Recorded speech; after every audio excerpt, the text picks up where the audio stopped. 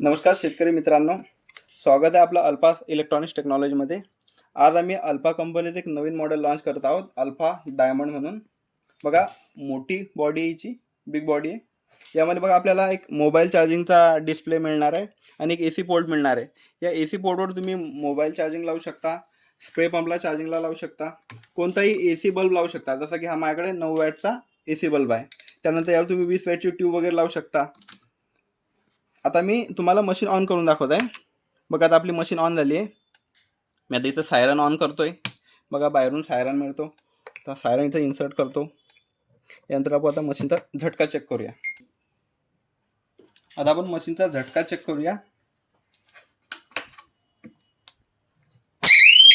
बघा, मशीन शॉर्टिंगचा झटका. आता सायरन बंद करतोय. बघा, 1 इंचा ते 6 इंचापासून मशीन करंट मारत आहे. बघा, इथे एक मोबाईल डिस्प्ले. बघा, इथं आपल्याला व्होल्टेज वगैरे दिसणार, बॅटरीची चार्जिंगची कपॅसिटी दिसणार आणि इथं आपण USB जशी केबलची USB येते त्याच मार्फत आपण इथं मोबाईल चार्जिंगला लावू शकतो.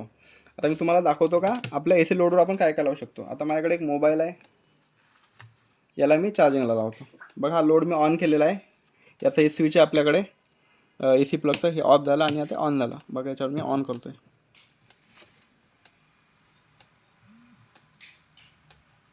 बघा, मोबाईल चार्जिंगला लागलेला आहे.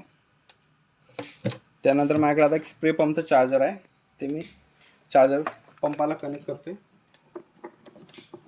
बघा, पंपाला चार्जर कनेक्ट झालं आहे. आता याला मी AC पोर्टमध्ये इन्सर्ट करतो. आता आपला पंप चार्जिंगला लागलेला आहे. त्यानंतर आता आपल्याकडे आणखी एक लोड आहे 9 वॅटचा AC बल्ब. हा मी याच्यावर कनेक्ट करतो. बघा,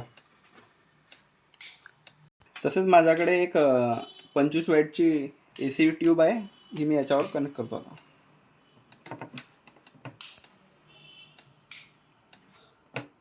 असे आपण AC कोणताही लोड लावू शकतो याच्यावरती.